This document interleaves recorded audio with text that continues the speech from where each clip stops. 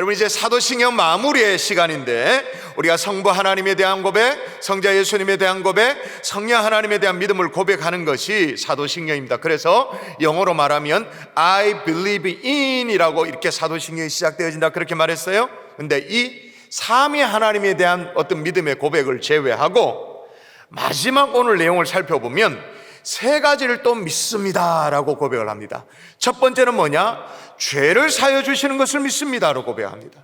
두 번째는 뭐냐? 몸이 다시 사는 것을 믿습니다. 세 번째는 영원히 사는 것을 믿사옵나이다라고 하면서 사도신경의 마무리가 되어져요. 여러분, 이 세 가지에 대한 어떤 믿음도 믿음입니다만은 이 세 가지는 하나님이 우리에게 베풀어 주시는 은혜이기도 합니다. 은혜라고 해석이 가능해져요. 그래서 오늘 사도신경 마지막으로 고백되어야 할 이 믿음, 또 고백되어야 할 하나님이 우리에게 베풀어 주시는 은혜, 이걸 함께 살펴보면서 이제는 사도신경의 고백이 저 멀리 있는 그런 남의 고백이 아니라 우리에게 딱 붙어 있는 우리 모두의 고백이 될 수 있기를 주 예수 이름으로 축원합니다. 축원합니다. 자, 첫 번째, 죄를 사여 주시는 것, 사죄의 은총이죠. 기독교 신앙에서 고백되어야 될 너무나도 중요한 소중한 것이 뭐냐? 죄 용서의 은혜잖아요. 정말 소중하죠. 왜냐? 기독교 신앙은 죄 용서 이 한마디에, 사죄에 다 모든 것들이 녹아있다고 해도 과언이 아니에요. 죄를 사여 주시는 것을 믿습니다라는 이 고백은 하나님의 창조와 또 인간의 타락과 타락된 인간을 구원하시고자 하는 어떤 구속의 전 과정이 다뤄져 있다라고 해도 과언이 아닙니다. 이 사죄의 은총을 여러분, 예수님이 우리에게 가르쳐 주신 주기도만 보더라도 얼마나 간절한 기도 제목이에요. 주기도 내용이 뭐에 있어요? 어떤 내용이 있어요? 우리에게 죄 지은 자를 사여 주는 것 같이 우리 죄를 사여 달라는 그런 기도가 있을 만큼 사죄의 은총은 굉장한 거예요. 왜냐? 여러분, 성경은 이 땅에 누구도 예외 없이 죄 가운데 있다라고 말합니다. 자, 성경 한번 읽어볼까요? 같이 로마서 3장 23절 읽어보도록 하십시다. 시작. 모든 사람이 죄를 범하였음에 하나님의 영광에 이르지 못하더니. 근데 이 땅에 누구도 예외 없이 죄 가운데 있습니다 라고 말하면 예배당 안에 있는 사람은 고개가 끄덕이고 아멘도 하고 다 동의가 되고 그렇습니다만은 저 밖에 세상 사람들은 대반에 반발합니다. 어디 내가 죄인인데, 내가 왜 나를 범법자 취급하냐고 대반 반발해요. 내가 무슨 죄를 지었냐고 그렇게 얘기하죠. 근데 여러분, 죄도 두 가지 종류의 죄가 있다는 거 아시죠? 하나는 원죄가 있고 두 번째는 자범죄가 있습니다. 죄의 뿌리라고 말할 수 있는 이 원죄는 아담의 불순종으로 말미암아 그 불순종 이후에 태어나는 모든 사람들에게 다 적용되어지는 죄. 그게 싫든 좋든 상관이 없어요. 마치 뭐와 원죄는 마치 뭐와 똑같냐면 젖부침을 하듯이 똑같아요. 여러분, 젖부침을 좀 아십니까? 젖부침? 여러분, 그 젖부침이라는 게 참 희한한 원리잖아요. 예를 들어서 젖부침을 하는데 바탕나무가 있어요. 대목이 있습니다. 이 대목에 젖을 붙입니다. 젖을 붙이면 젖부침 이후에 나오는 가지는 이 바탕나무의 가지가 나옵니까? 젖붙인 수목의 가지가 나옵니까? 바탕나무입니까? 수목입니까? 잘 몰라요. 경산 촌놈 아닙니까? 우리 다 좀 시골티 가잖아요. 예를 들어서 고염나무가 있다 쳐요. 고염나무에 감나무에 접을 붙여요. 그렇게 접을 붙이면 접붙임 이후에 나오는 그 가지는 고염나무 가지가 나옵니까? 감나무 가지가 나옵니까? 다시. 자, 여기에 핸드폰 나무가 있어요. 핸드폰 나무가 있는데 여기에 볼펜 나무를 접을 붙여요. 그럼 이 이후에 나오는 가지는 핸드폰 나무 가지예요? 이 볼펜 나무 가지예요? 그렇지, 볼펜 나무 가지지. 똑같은 원리예요. 아담 이후에 인류에 죄가 접붙임이 되었어요. 그래서 아담 이후에는 다 죄인이에요. 왜? 죄가 접붙임 되어져서. 우리는 부당하다고 느끼죠. 그런데 어떻게 해요? 이게 아니고 죄가 접붙임 됐기 때문에. 그리고 원죄뿐만 아니라 스스로도 죄를 짓는 자범죄를 짓고 우리가 살아가고 있습니다. 예를 들면 이런 겁니다. 고3 수험생이 있어요. 열심히 공부를 했습니다. 대학교에 이제 입학을 했습니다. 정말 이제 대학교 이제 캠퍼스에 이제 거닐어 보는데 보니까요, 와, 이 큰 대자를 쓸 만큼 대학 캠퍼스, 고등학교 캠퍼스에 비하면 아무것도 아니에요, 그죠? 큰 캠퍼스, 가까이 있는 영남대만 해도 그렇잖아요. 버스 타고 지하철 가고 정문에 내려서 자기 강의실까지 들어가는데 10분이 걸려, 그죠?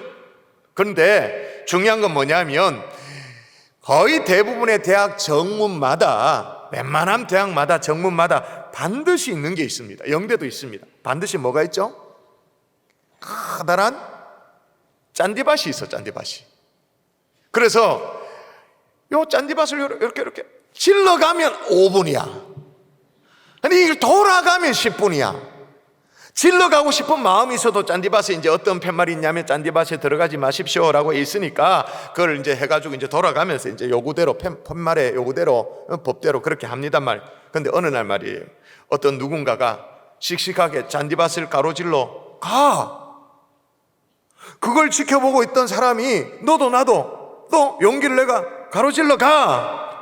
처음에는 머뭇거리던 사람이 잔디밭에 들어가지 마세요라는 팻말을 보고 법대로 했던 사람들이, 학생들이 이제는 뭐랄까 미안한 의식도 없이 활보를 해서 그 잔디밭을 가로질러 가. 계속 다녀. 어떻게 돼요? 계속 다니면 잔디 다 죽지.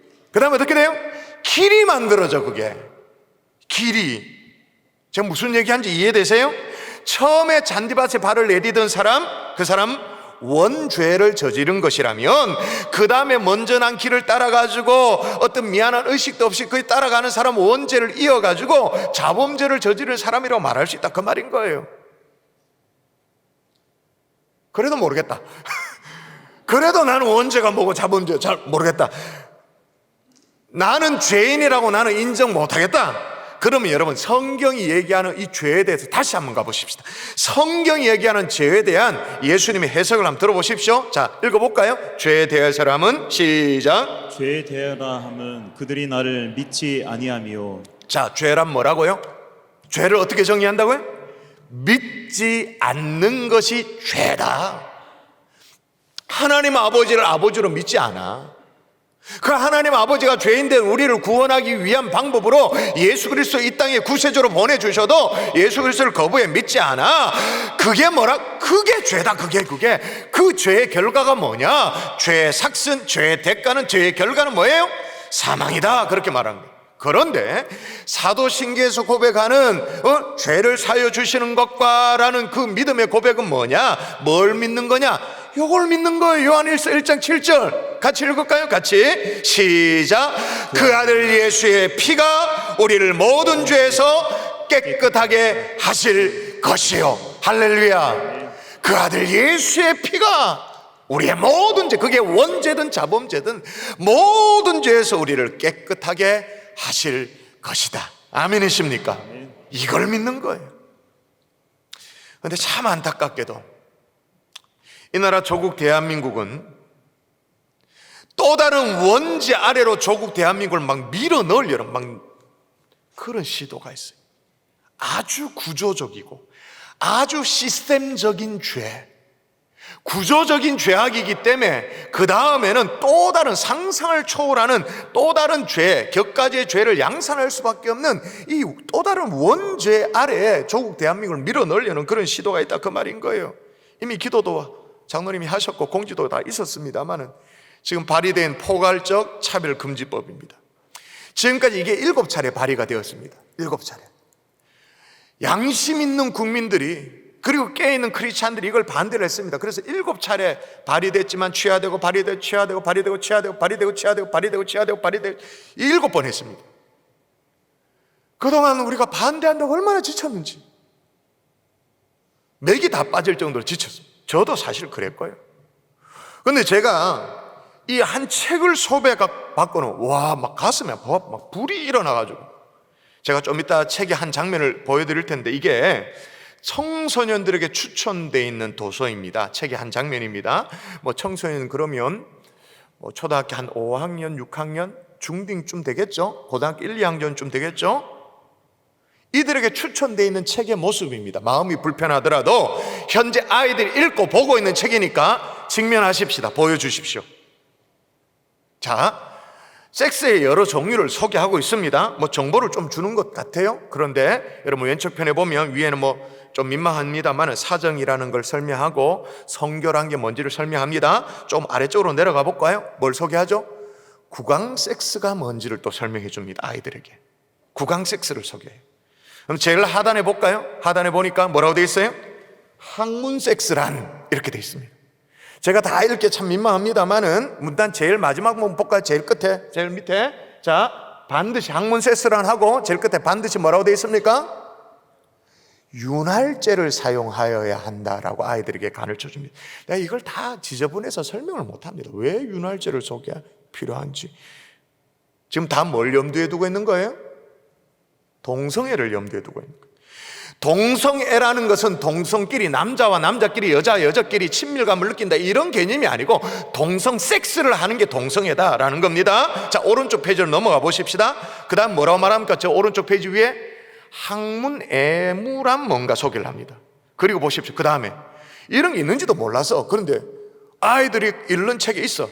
쓰리섬이란 이렇게 얘기하면서 세 명이 성행위를 하는 것이다. 남자들끼리 또는 아니면 여자들끼리 혹은 남자와 여자가 섞어서 섹스하는 것을 말한다 라고 말합니다. 이게 엄난 서적이 아닙니다. 추천도서입니다. 추천도서. 읽으면 좋다라는 책, 아직 교과서는 아닙니다만 읽으면 좋다라는 책에 제가 제 눈을 의심해가지고 표지를 띄게 봤어요. 표지를 보니까 뭐라고 돼 있냐? 표지가 사춘기 때 꼭 필요한 성지시이라고 돼 있어요. 여러분, 여러분의 자녀들이 이런 책을 지금 보고 있습니다. 읽고 있습니다. 우리 자녀는 아니라고 생각해요. 왜 아니라고 생각하냐면 집에서 본 적이 없거든요. 볼 턱이 없지. 학교에서 끝나니까. 집에 가지고 온지 않지. 이런 책은 학교에서 끝나고 도서관에서 끝나고. 이것도 지금 경산시내, 이 책도 제가 경산시내 무슨 도서관에서 빌려다가 제가 여러분에게 스캔해가 보여드리는 거예요. 이 책의 또 다른 가족의 형태를 소개를 합니다. 가족의 형태를 소개하는데 가장 정상적인 가족 형태는 언급이 없어요. 언급이 없고 대뜸 나오는 게 이혼에 대해서 나와요. 100번 양보해서 그렇다 칩시다.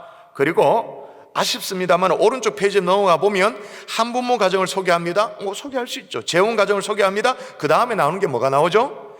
부모가 성소수자의 경우에 라고 하면서 엄마만 2명, 아빠만 2명의 가정도 있어 라고 말해요.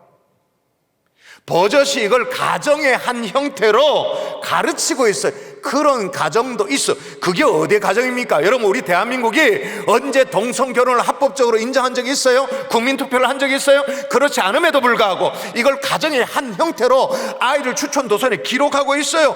도대체 왜 이런가, 이게 왜 그런가 싶어가지고 책을 쫙 살펴보니까 근본적인 문제가 여기 있어요. 자, 근본적인 문제가 뭐냐? 성 정체성에 관한 얘기인데, 제일 처음에 보니까 남자아의 몸을 가지고 태어났는데 자신이 남자라는 생각이 들지 않는다고 라고 물음표를 딱 해놔요. 그러면서 그렇게 물으면서 동성애를 기정사실화하면서 동성애를 어떤 뭐랄까 태어나면서 선천적인 것으로 그렇게 받아들이려고 그래요. 속이 상해 죽겠는데 이번에 발의돼가 입법 예고된 차별 금지 법안을 한번 보십시오. 제가 목사로서 막 밀어붙이면서 얘기하지 않을 테니까 그냥 법 조문을 소개할게요. 법 조문 보십시오. 자, 제일 위에 차별 금지 법안 이렇게 나옵니다. 제목이 있습니다. 그 다음에 제1장 총칙이 나옵니다. 그리고 1조가 나옵니다. 그건 목적이니까 그냥 뭐 이게 이 법안이 어떤 목적이다, 그건 형식적이고 지나가는 거고, 핵심적인 내용이 나오는 게 제2조부터입니다. 2조의 1호에 뭐라고 돼 있냐 보십시오. 제일 먼저 나오는 게 성별이란 여성, 밑줄 보입니까? 성별이란 여성, 남성 그 외에 분류할 수 없는 성을 말한다.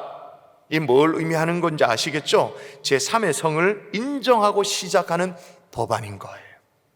조금만 더 내려가 보십시다. 사항으로 가 보십시다. 이제 성적 지향을 설명합니다. 성적 지향이란 이성애, 그러니까 이성 간의 호감을 갖는 것, 그 다음에 동성애, 더 나아가서 양성애까지 쭉 풀어놨습니다.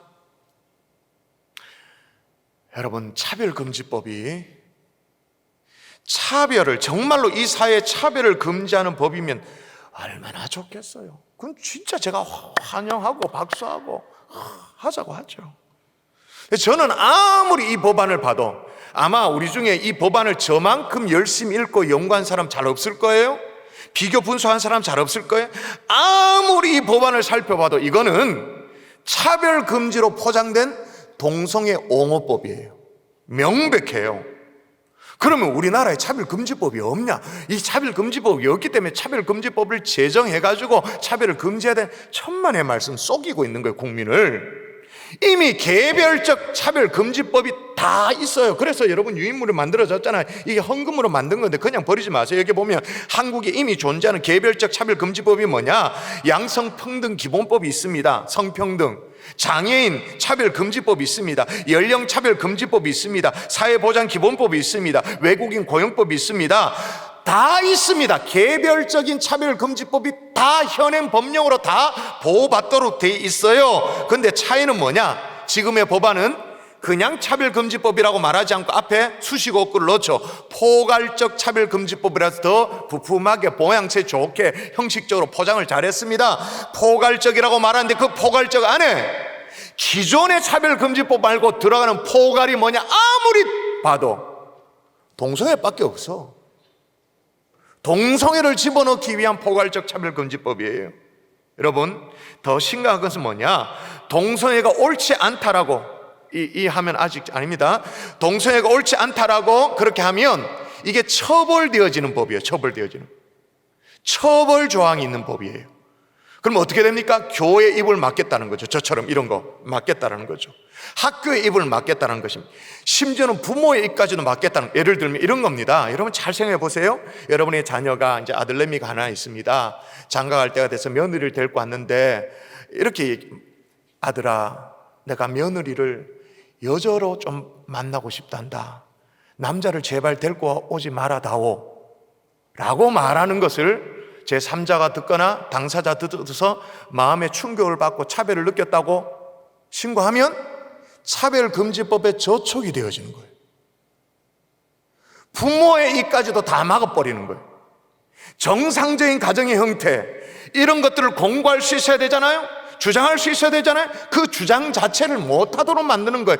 굉장히 추상적이에요. 내가 데미지를 입었다고 저 집에서 자식에게 얘기할 때 동성애가 정상적인 성관계가 아니라고 얘기하는 저 부모, 나는 그 얘기를 듣고 마음에 상처 입었다라고 신고하면 조치를 당하게 되어지는.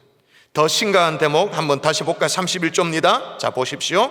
이제 법 조항을 잘 보십시오. 그냥 부품하게 그냥 정치인들이 얘기하는 유튜브 그런 영상 보고 쏘가 넘어가지 말고 법조문을 보라고. 법조문 같이. 자, 교육기관의 장은 읽습니다. 교육기관 시작. 교육기관의 장은 성별 등을 이유로 교육기관의 지원, 입학, 편입을 제한 금지하거나 교육활동에 대한 지원을 달리하거나 불리하게 하여서는 아니 된다. 교육기관의 장이라고 말했으니까 뭐 교장쯤 되겠죠? 총장쯤 되겠죠? 뭐 장학사쯤 되겠죠? 교육기관의 장은 그 다음 뭐라고 말하냐면 성별 등을 이유로 차별을 하면 안 된다. 그럼 우리는 어떻게 생각하냐면 성별 등의 이유라고 말하니까 남성, 여성 이거 뭐 차별하면 안 되지 이렇게. 그게 아니라니까요. 이 법조문 제일 앞에 딱 박아놓고 시하는 게 뭐예요? 성별에 대한 정의였잖아요. 성별이란 남성, 여성 그것으로 분류가 안 되는 제3의 성을 말한다. 그렇게 말했잖아요. 그렇게 했기 때문에 남녀 뭐 이게 아니고요. 동성애를 얘기하는 거예요. 그럼 지금까지 보여온 행태를 보면 이 법안이 통과되어지면 이들이 가지고 있는 의도적을 가지고, 나쁜 의도를 가지고 기독학교에 진학을 한다 칩시다. 입학서를 넣는다 칩시다. 막을 방법이 없습니다. 예를 들면 기독학교 대표적으로 한동대 한방에 날아갑니다.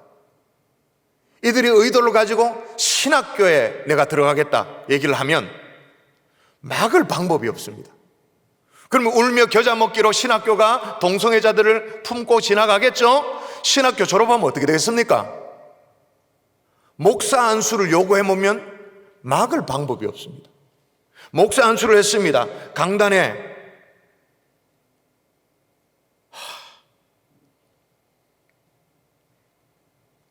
더 이상 교회가 아닌 거죠.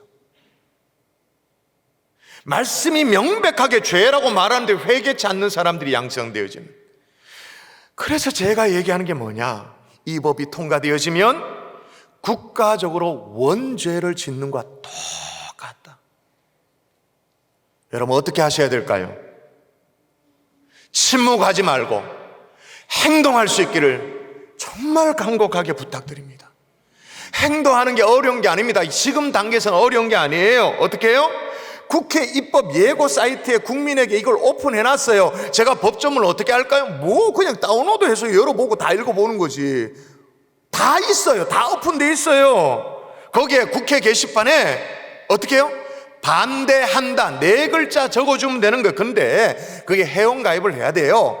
그리고 비번을 받고 뭐 오늘 복잡해요. 그러니까 걱정만 하고 그걸 하지 않아. 예전에 회원가입했는데 그 비번을 찾는 것, 회원 아이디 찾는 게 귀찮아. 그래서 걱정만 하고 가만히 있잖아요. 여러분 이 국회 입법 예고 게시판에 자기 의사를 개진할 수 있는 것은 미성년자도 다 가능합니다. 부모의 동의 아래 2살짜리 1살짜리 다 주민등록 번호가 있으면 다 가능합니다. 서명이 가능해요. 근데 여러분 국가인권위원회와 이 발의한 이 정의당에서 이 법안을 강행하면서 국민의 88.5%가 이 법안을 찬성하고 있다 주장하면서 막 밀어붙이고 있습니다. 오, 88.5% 누가 88.5% 찬성했는데? 라고 의구심을 갖죠. 왜냐하면 첫 번째 문제는 뭐냐, 설문조사가 모호하게 한 거예요. 정확하게 이 법의 취지를 설명하지 않았어요. 보여주지 않았어요. 그렇게 물어요. 평등권을 보장하는 법률이 제정되는데 어떻게 생각하느냐?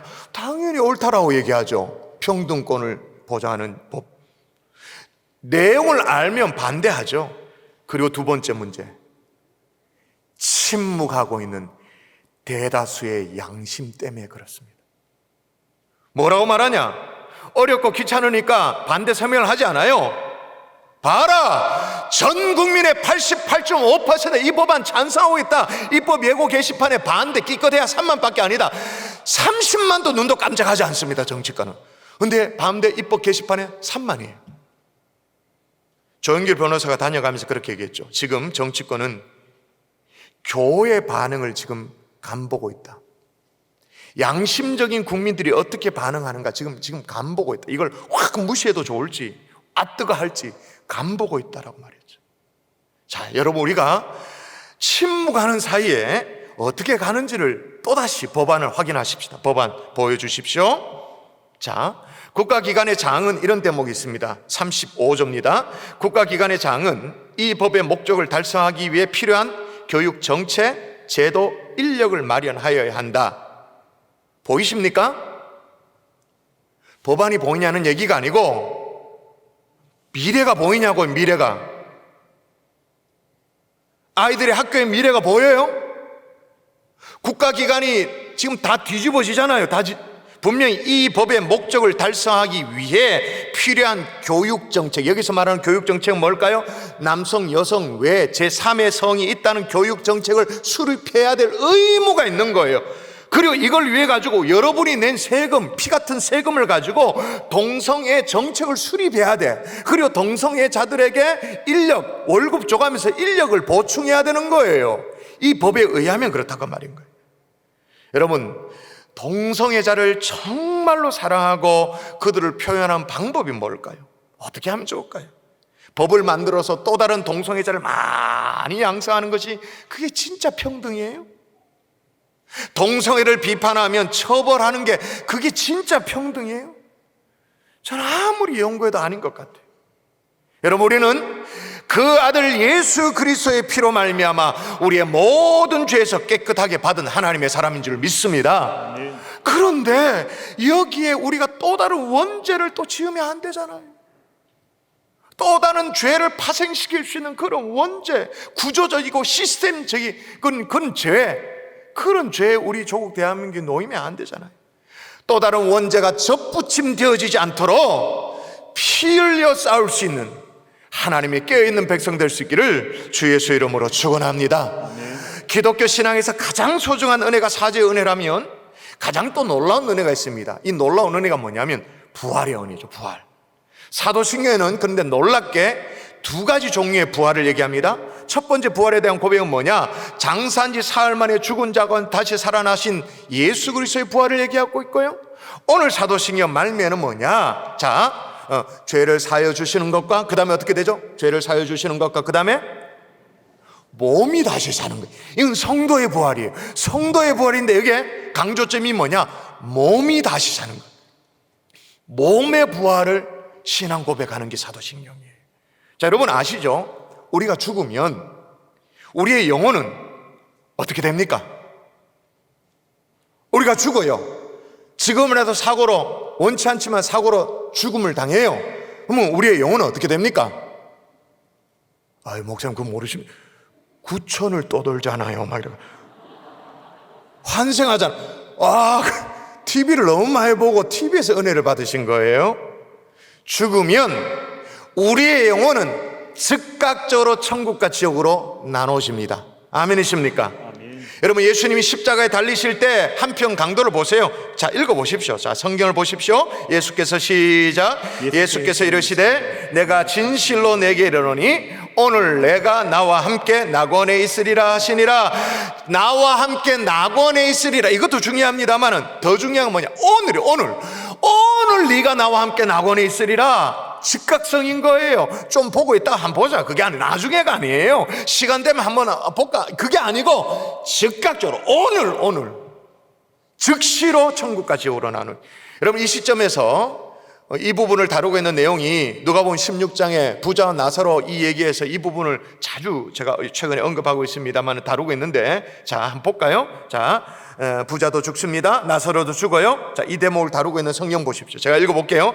이에 그 거지가 죽어 천사들에게 받들려 아브라함 품에 들어가고 부자도 죽어 장사되매 그가 음부에서 고통 중에 눈을 들어라고 말합니다. 자, 거지 나사로도 죽습니다. 그리고 부자도 죽습니다. 거지 나사로 죽어 아브라함 품에 안깁니다. 부자 죽어 장사돼서 음부의 고통에 빠집니다. 근데 여기에 시간적인 갭이 없어요.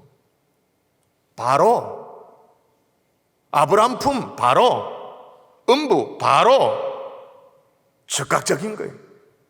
여러분, 우리의 영혼은 죽으면 즉각적으로 천국과 지옥으로 나눠지는 줄 믿습니다. 이해가 되시죠? 자, 그럼 몸은 어떻게 돼요? 몸은 어떻게 됩니까? 3일장 치르는 동안 어떻게 돼요? 그리고 나서 어떻게 돼요? 매장을 하겠죠. 또 화장을 하겠죠. 뭐 거의 안 합니다만 수장을 하기도 하겠죠. 아니면 심지어는 시신이 수습되지 않기도 하겠죠. 그렇게도 할 겁니다. 그렇게 하더라도 몸이 어떻게 되는가? 성경의 증언을 살피십시오. 몸이 어떻게 되는가? 자, 요한복음 5장 25절 같이 읽습니다. 시작. 진실로 진실로 너희에게 이르노니 죽은 자들이 하나님의 아들의 음성을 들을 때가 오나니 곧 이때라. 듣는 자는 자, 하나님의 아들의 음성을 들을 때가 온다. 하나님의 아들 예수 그리스도의 음성을 듣는다. 이 무슨 말이에요? 예수님이 이 땅에 다시 오시는 재림의 때를 얘기하잖아요. 예수님이 다시 오시는 재림의 때에 어떻게 된다? 살아난다. 아멘이십니까? 아멘. 근데 살아나는데 그럼 어떤 모습으로 살아나노? 이게 궁금하잖아요.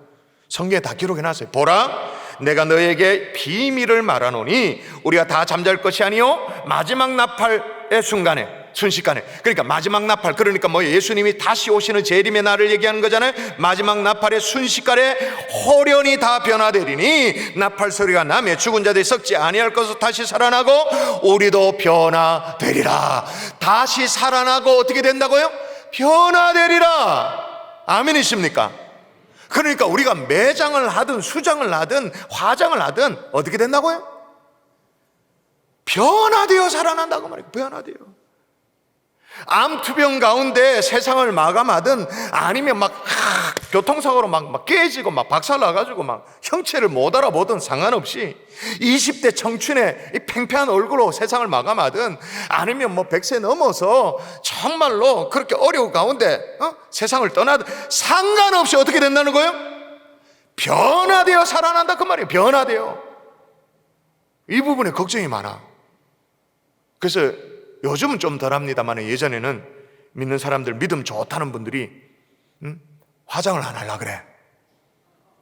매장을 해야 된다고 막 주장을 해. 화장을 해서 강에 뿌리면 강에 화장을 해가지고 이렇게 강에 뿌리잖아요. 강에 뿌리면 물고기가 먹을 텐데, 우리 아버지 부화할 때 물고기로 부화하면 뭐 합니까? 수목장 하잖아요. 매장도 마찬가지. 뭐 수목장이든 매장이든 매장하면 그게 다 썩잖아요. 부패하잖아요. 시신이 썩잖아요. 썩으면 그게 이제 식물의 영양분으로 가게 되어지는데, 그 논리대로 어떻게 되어지는 거예요? 우리 조상의 몸이, 우리 아버지가 부활될 때 어떻게 부활되는? 짠디로 부활되는 거예요. 짠디로. 영양분 딱 빨아먹었으니까. 이상한 상상을 해요. 자, 변화되긴 하는데, 변화되어 살아나는데 어떻게 변화되는가? 성경에 다 기준을 얘기하고 있어요. 그 성경 읽으면 돼. 성경을 공부하면 돼. 자, 읽어볼까요? 빌립보서 3장 21절 시작. 그는 만물을 자기에게 복종하게 하실 수 있는 자의 역사로 우리의 낮은 몸을 자기 영광의 몸의 형체와 같이 변하게 하시리라. 자, 변하게 하는데 뭐와 같이 변하게 한대요. 뭐와 같이라는 말은 기준을 제시하는 거예요. 기준. 어떤 기준으로 우리가 변화되어지는가? 우리의 낮은 몸. 우리의 몸이 낮잖아요. 비천하잖아요. 우리의 낮은 몸을 자기의 영광의 몸의 형체와 같이 변하게 하시리라. 아멘 했습니까? 아멘. 어떤 모양일지 우리는 몰라요. 우리는 상상하긴 하지만 뭔지 몰라요. 그러나 가장 영광스러운 모습으로 우리를 변화시켜 주실 줄 믿습니다. 아멘. 그러므로 여러분, 우리 예수님의 구원이 우리의 영혼만을 구원하는 게 아닙니다. 우리의 영혼, 그러니까 저기에는 김 집사 영혼 쏙 빼가지고 무슨 영화매처럼 영혼 싹 빼가지고 뭐 이장로 영혼을 싹 빼가지고 천국 보내고, 이런 영혼만을 구원하는 게 아니에요. 어떻게 해요? 영혼의 구원뿐만 아니라 우리 몸의 구원까지도 완벽한 구원을 이뤄내시는 분이 예수 그리스도이신 줄 믿습니다. 아멘. 자, 우리에게 가장 소중한 은혜가 사죄의 은총이었고요, 가장 놀라운 은혜가 부활의 은혜라면 궁극적인 은혜가 있습니다. 궁극적인 은혜, 영생의 은혜입니다. 왜 제가 궁극적인 은혜라고 말했냐면, 하나님이 우리 인간의 마음속에요, 궁극적으로 넣어놓은 게 있어. 영혼을 사모하는 마음을 아예 넣어놨어. 자, 전도서 3장에 보면 하나님이 모든 것을 지으시되 때를 따라 아름답게 하셨고 또 사람들에게는 영혼을 사모하는 마음을 주셨느니라. 이런 궁극을 사모하는 마음을 주셨다라는 거예요. 근데 사모하긴 하는데 말입니다, 영원히 사는 것을 믿사옵나이다 라고 신앙 고백을 하면 사실은 이 대목이 사도신경에서 가장 이해하기 어려운 대목이에요. 왜냐하면 영생 살아봤나? 이렇게 막 물어와요. 살아봤냐는 거지. 앞서 하나님에 대한 신앙 고백은 하나님의 영역이니까, 신의 영역이니까 뭐 신앙으로 받아들이고 신앙 고백할 수 있다 치고, 죄 용서의 은총까지도 주님이 나를 위해 십자가 돌아가셨다고 믿고 받아들이고 뭐 동의하니까 뭐 그렇게 됐는데, 영원히 사는 것을 믿사옵나이다, 살아봤나? 이건 너무 가장 아이가? 라는 생각을 할 수 있다고 말인 거죠. 근데 성경은 영생이 아직 살아보지 못한 미래의 일이라고만 그렇게 말하지 않습니다. 영생을 살아보지 못한 미래의 일이라고만 여기니까, 네가 아직 죽지도 않았는데 우리가 죽은 사람 어디 있습니까? 다 살아있잖아요. 아직 죽지도 안 해놓고는 네가 영원히 사는 것을 믿사옵나이다 라고 어떻게 큰 소리 칠 수 있냐 라고 그렇게 물어옵니다마는, 성경은 영생을 뭐라고 말하냐면 이미 시작되었다라고 말합니다. 자, 읽어볼까요? 자, 오늘 본문의 정의입니다. 성경대로 믿으세요. 성경대로. 성경이 뭐라고 말하는지. 영생은, 자 시작. 영생은 곧 유일하신 참 하나님과 그가 보내신 자 예수 그리스도를 아는 것이니라. 아멘. 영생이 뭐라고요? 영생은 하나님과 그가 보내신 예수 그리스도를 아는 것이다. 근데 여기서 안다라는 건 지식적으로 얄팍하게 안다, 뭐 나 알고 있어, 그런 게 아니고, 여기서 안다라는 말은 깊이 있게 경험적으로 아는 거죠. 그러니까 다시 말하면 하나님과 예수 그리스도를 영접하는 것입니다. 받아들인 것입니다. 믿음으로 고백하는 것입니다. 영생이 뭐냐? 하나님과 예수님을 믿음으로 고백하는 것이다. 그러면 이미 영생이 시작됐다, 그렇게 말합니다. 아니, 영생하고 예수를 아는 거하고 무슨 상관이 있는데 그래 말하노? 또 성경으로 돌아갈까요? 성경에 이렇게 얘기했어요. 아버지께서 자기 속에 생명이 있음같이 아들에게도 생명을 주어 그 속에 있게 하셨다. 자, 풀어보십시다. 아버지께서, 그러니까 영생이 원래 누구에게 있었다는 거예요? 성부 아버지께 있었다는 거죠. 아버지 속에 있었던 생명, 영생이 있음과 같이 아들에게도, 성자 예수님에게도 영생, 생명을 줬다. 그 안에 줬다. 예수 그리스도 안에 넣어놨다. 그래서 여러분 로마서 6장 23절이 이렇게 돼요. 마저 읽어볼까요? 끝까지 읽어볼까요? 죄의 사성 사망이, 자 끝까지 읽습니다. 시작. 죄의 삭은 사망이요 하나님의 은사는 그리스도 예수 우리 주 안에 있는 영생이니라. 예, 하나님의 은사라고 말할 때 하나님의 은사, 은사 선생님 이런 말이 아니죠. 하나님의 은사 뭐예요? 하나님의 기프트, 선물은, 하나님의 선물은 그리스도 예수 우리 주 안에 있는 영생이니라. 하나님이 예수님 안에 넣어줬으니까 예수님을 받아들이면 예수님과 함께 영생이 들어온다 그 말인 거예요. 아멘이십니까? 그러므로 영생은 뭐냐? 예수 그리스도를 내 삶에 모시고 사는 그 순간부터 이미 시작된 줄 믿습니다. 그렇게 이미 시작된 그 영생을 어떻게 해요? 이후로도 쭉, 사후로도 쭉 이미 내 생애 가운데 시작된 영생을 쭉 경험하는 거지, 사는 거지. 쭉이라고 말하니까 어떤 사람은 목사님 되게 지루할 것 같습니다. 그렇게 오해도 해요? 여러분 영생의 삶은 세상의 어떤 놀이동산보다 어떤 테마파크보다 더 다이나믹합니다. 더 신납니다. 어떤 영화, 어떤 드라마보다 스릴 넘치고요. 어떤 우리가 자원봉사잖아요. 아프리카도 가고 하잖아요. 그런 자원봉사보다 훨씬 더 보람 넘치는 게 영생의 삶이에요. 목사님 살아봤습니까? 성경이 약속해놨잖아요. 자 보세요. 요한계시록 21장에 보면 영생의 삶을 소개합니다. 새하늘과 새 땅을 소개합니다. 천국의 모습을 소개해요. 그리고 몇 절 딱 내려가서 자 이렇게 기록합니다. 5절 자 읽어볼까요? 자 시작. 보좌에 앉으신 이가 이르시되 보라 내가 만물을 새롭게 하노라 하시고 또 이르시되 이 말은 신실하고 참되니 기록하라 하시고 보좌에 앉으신 이가 이르시되 보라 내가 만물을 새롭게 여기서 만물은 우리가 생각하는 만물 이게 아니에요. 요한계시록 21장이 새하늘과 새 땅을 얘기하거든요. 천국의 모습을 소개하면서 천국 새하늘과 새 땅의 모습을 소개하면서 내가 만물을 새롭게 한다. 이 말은 내가 날마다 천국을 어떻게 한다고요? 리모델링 한다 그 말이에요.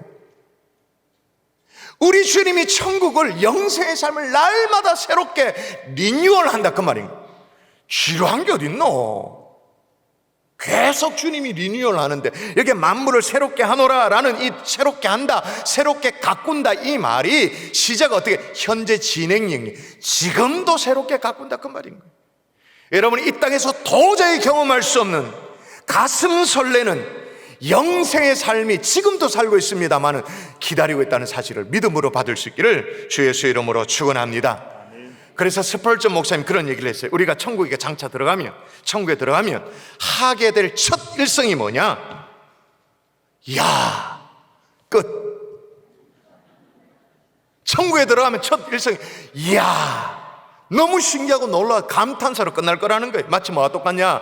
우리가 별똥별 떨어질 때 소원을 빌면 소원이 이루어진다는 속담이 있잖아요. 그래서 하늘 밤하늘 쳐다보면서 별똥분 떨어지면 이런 소원 빌어야지, 저런 소원 빌어야지, 철수하고 잘되게 해주면 좋겠습니다, 뭐 이런 거 오만 거 다 이제 생각을 합니다. 근데 정작 별똥별이 떨어졌을 때 말이에요, 별똥별이 듣는 사람들이 외치는 소원 중에 가장 많이 듣는 소원이 뭔지 아시죠? 끝. 별똥별 떨어질 때 소원을 빌면 소원이 들어진다는 거 알지만 실제로 별똥별이 떨어지는 순간은 찰나기 때문에 딱 보고 끝. 제가 무슨 얘기를 해요? 그런 감탄, 그런 희열, 그런 설렘, 영생을 소망하는 저와 여러분 될 수 있기를 주 예수의 이름으로 축원합니다. 말씀의 결론을 맺을게요. 이상의 내용이 모두 사도신경의 신앙 고백의 내용입니다. 근데 사도신경의 고백의 마지막 내용이 중요해요. 마지막이 뭐죠? 죄를 사하여 주시는 것과 몸이 다시 사는 것과 영원히 사는 것을 믿사옵나이다. 아멘.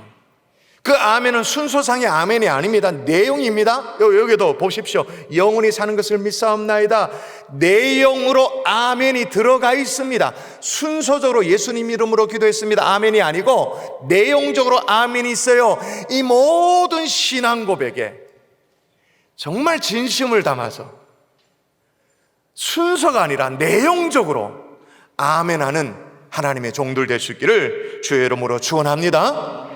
오늘 사도신경의 대단원의 막을 내리는 상황 속에서 여러분에게 참 좀 미안하기도 합니다. 솔직히 더 은혜로운 이 말씀만 전하는 그런 설교가 되면 좋겠는데, 저도 그러면 좋겠는데, 제가 차별금지법을 다시 얘기하지 할 수 없는 게 이게 입법 예고가 7월 15일까지, 오는 주 수요일까지 끝이에요. 여러분, 이게 더 무서운 게 말이에요, 이 법이 그냥 시시한 법이 아닙니다. 힘이 엄청난 법입니다. 거의 헌법에 준하는 법입니다. 자, 법 조항을 보십시오. 여러분의 눈으로 확인하십시오. 자, 거기 뭐라고 되어 있습니까? 국가 및 지방자치단체장. 그게 무슨 말입니까? 국가, 대한민국은, 그리고 경상북도는 지방자치단체, 그리고 경산시는 뭐 이런 거죠. 대구시는 이 법에 반하여 있는 기존의 법, 반하여 있는 기존의 법령, 그리고 기존이 앞에 수식어로 붙어 있으니까 기존의 법령, 기존의 조례, 기존의 규칙, 기존의 각종 제도 및 정책을 조사 연구하여 그 다음 무시무시한 이 법의 취지에 부합하도록 시정하여야 한다. 이게 법 전문입니다. 그러니까 이 법이 통과되어지면 연쇄 반응으로 모든 법들이 개정돼야 되는 거예요. 이 법 정신에 맞게 다. 아니, 이 정도로 힘 있는 법이면 국민이 알아야 되잖아요. 아니면 국민투표를 하든지. 그런데 이 발의한 사람은 그냥 쓱 내고 지나가고 있어요. 언론도 안 달아줘. 오는 주 수요일이면 끝이야. 아니, 이 정도면, 이 정도 영향력 있는 그런 법이면 적어도 TV에 나와서 토론하면서 찬성 반대하면서, 그래서 국민이 알 수 있도록 해줘야 되잖아요. 기사 한 줄이 안 나와요. 무슨 의도인지 모르겠어요. 그럼 좀 있으면 지나가. 여러분, 차별금지법을 평등법이라고 말하고 인권법이라고 온갖 좋은 말을 가지고 포장합니다마는, 여러분, 평등이라는 게 저는 그렇게 생각합니다. 법으로 강제한다고 이게 진짜 될까요? 진짜 평등 그런 거 아닙니까? 대다수의 국민이 시민의식을 가지고 도덕적으로 의식이 고양되어져서 어떤 윤리 수준을 높여서 그렇게 될 때 진짜 평등이 이루어지는 거 아니에요? 그런데 사실은 동성애를 조장하는 이런 윤리의 수준을 가지고 무슨 평등을 이룰 수 있단 말이에요. 동성애를 비판하면 처벌을 받고 벌금을 내야 되고 강제 이연금을 내야 되고 손해배상을 해야 되는데 어떻게 진짜 평등이라고 말할 수 있냐는 거죠. 오히려 대한민국을 완전히 초갈등 사회로 몰아넣는 차별 조장법이죠. 역차별 조장법이죠. 만일 이 법이 국회에 지금 발의가 되어 있습니다마는, 국회 상정이 만일 된다면, 그 전에 취하되기를 바랍니다마는 상정이 된다면 저와 함께 국회로 가십시다. 아멘을 그것밖에 안 합니까? 저와 함께 국회에 가서 아스팔트 바닥에 앉는 한이 있더라도 국민들에게 알리고 있지 않으니 우리가 국민의 목소리를 대변해야 안 되겠습니까? 이 양심의 대변을 해야 안 되겠습니까? 그렇게 하는 일이 없기를 바랍니다마는 용기 있는 하나님의 종들이 많이 일어날 수 있기를 주 예수의 이름으로 축복합니다.